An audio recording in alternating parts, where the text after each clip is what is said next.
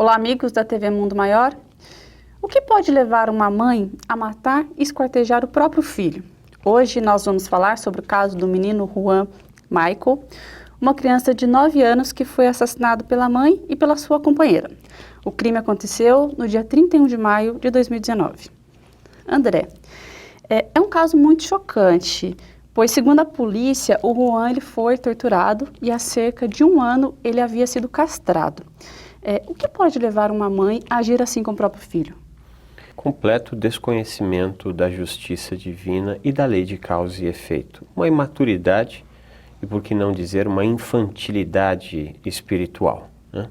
A doutrina dos espíritos nos diz que os mundos eles têm gradações de acordo com a média intelecto-moral dos habitantes destes mundos. E o planeta Terra estaria no segundo degrau desta escala evolutiva, o de provas e expiações, e a média dos habitantes do planeta Terra está na iminência de alcançar regeneração, né? Subir um degrau, por assim dizer, na evolução.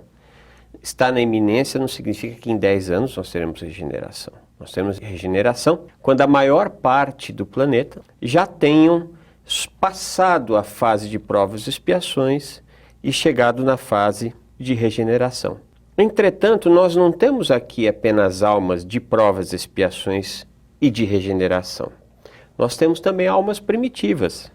Neste caso, nos parece que são um grupo familiar de criaturas que se associaram nessa encarnação e que têm em comum este padrão de primitivo chegando em provas e expiações. Então, esse completo desconhecimento da lei divina, esta ausência de cuidado, algo que é natural, é quase antropológico, né? O cuidar que uma mãe tem para com o seu filho, isso se dá na medida que a maturação do espírito vai se operando. Na medida que nós vamos nos afastando da nossa essência primitiva e vamos caminhando, nós vamos aprendendo a exercer o nosso papel de co-criadores. E o começo deste aprendizado se dá no lar. Como é que se dá? Na função de pai, na função de mãe, na função de filho, na função de irmão. Ali a gente vai exercitando esse nosso desiderato, esse nosso caminho, que é o caminho de seres espirituais plenos e amorosos. Neste caso, a nosso ver, é um grupo de irmãos nossos que ainda estão bastante atrasados na sua evolução como seres espirituais. Você comentou que é um grupo que se uniu. Como que é feito esse planejamento na espiritualidade, esse planejamento familiar? É por empatia ou por antipatia. Ou melhor, não é nem por antipatia, mas a palavra é péssima, mas é que nos ocorre agora. Por dívidas muito graves. No geral é por empatia. Então, nós mais ou menos temos os mesmos gostos, as mesmas crenças, a mesma cultura, a mesma idade espiritual, né? A mesma bagagem intelecto-moral. Então, nós já convivemos com essas pessoas em outras vidas. Então, nós vamos trocando os papéis e vamos aprendendo e evoluindo juntos, né? Nessa troca de papéis. O pai amanhã é o irmão e depois é o marido e assim vai, né? E vamos todos evoluindo. Entretanto, nesse mundo de provas e expiações, quando nós ainda temos resquícios pesados até do nosso primitivismo, vez por outra, nós podemos cometer algum grave desatino junto a outros espíritos que se encontram, por exemplo, no estágio mais primitivo. Quando tal se dá, e nós somos os responsáveis, ou seja, aqueles mais maduros são os responsáveis, é preciso que se corrija o erro. Como é que se corrige o erro? Trazendo aquele espírito para esse núcleo familiar e promovendo a evolução deste espírito. Nem sempre é possível, né? Nós temos lá por exemplo, a grosso modo, uma família de pessoas minimamente equilibradas e aquele filho problema, aquela filha problema, né? Às vezes, um baita problema. Se o casal, se a família se dedicar juntas, com amor, a transformar esse espírito, na maior parte das vezes haverão de conseguir. Mas nós ainda somos bastante infantes. Então, nesse percurso, às vezes, a família se desfaz, que é o caso em questão, né? A família se desfez. As desordens de ordem sexual, que estão bastante aparentes, e quando nós estamos dizendo que estão bastante aparentes, nós não estamos dizendo pelo novo relacionamento das mães, né? Porque elas eram criaturas, até onde sabemos, que tinham uma vida heterossexual e depois passaram a conviver maritalmente como homossexuais. Não é este o X do problema, né? Mas é esta inconstância, essa incapacidade de se perceber criatura que deseja amar e ser amado, fazer uma boa escolha e trabalhar para esse relacionamento, para que esse relacionamento dê certo lá adiante. Ou seja, no momento em que houve esta cisão, ao que nos parece também foi bastante tumultuada, com mudança de estado, com deixar coisas para trás, né? Uma autonegação muito forte para com a questão da sexualidade, a tal ponto de infringir a este garoto um processo de mutilação. Então, é bastante claro, a nosso ver, essas desordens, infelizmente, naturais no mundo primitivo, e não no mundo de provas e expiações, e ainda mais no mundo de regeneração.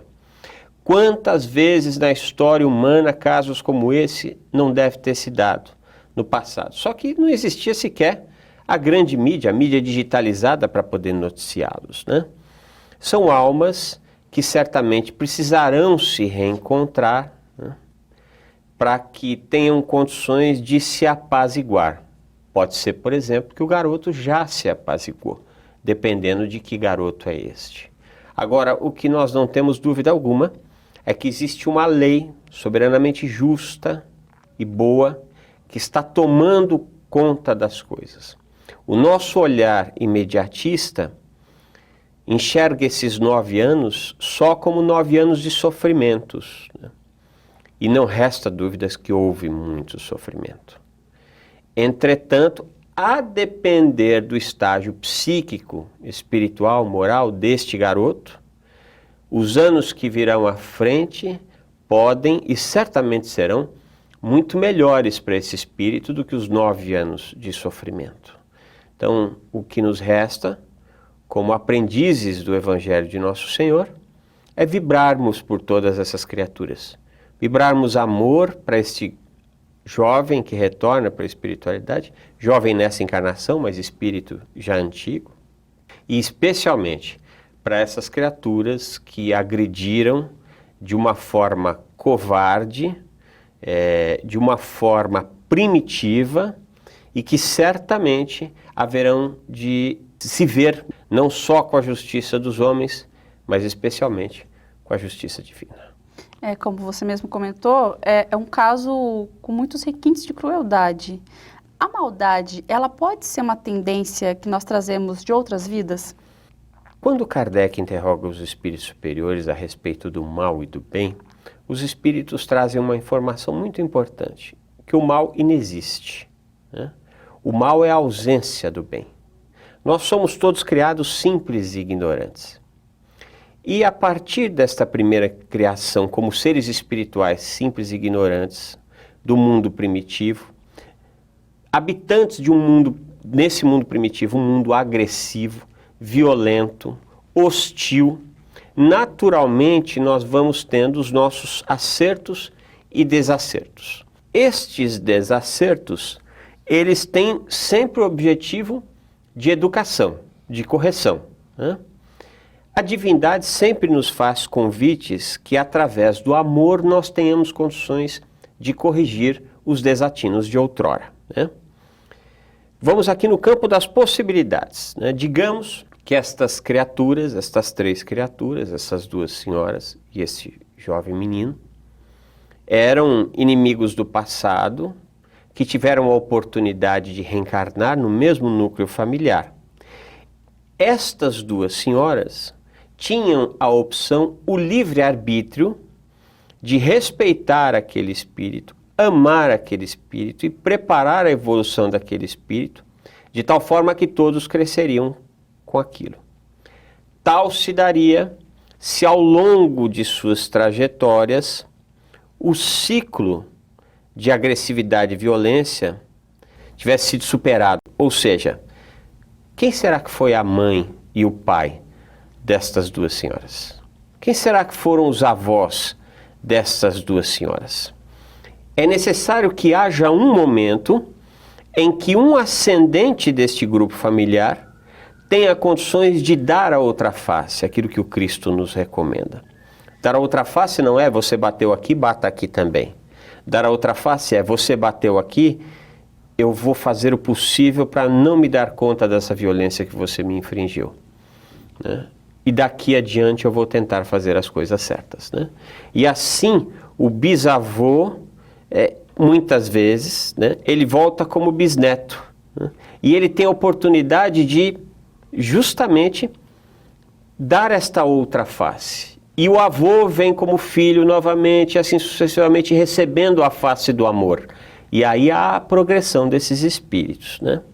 Neste caso específico, nós percebemos que é um completo desconhecimento da lei divina, uma ausência muito grande de alto amor, um processo educativo que certamente antecedeu essas criaturas, aonde lhes faltou algo, uma falta de completude para com a vida que nós todos temos, mas alguns têm mais, e muito especialmente um completo desconhecimento da sexualidade, da vivência correta e plena da sexualidade. Senão não teria acontecido a castração, né? Muito obrigada, André. Nós que agradecemos. E nós queremos saber a sua opinião sobre o tema de hoje. Deixe seu comentário na nossa página do Facebook e também no nosso canal do YouTube. Muito obrigada e até a próxima.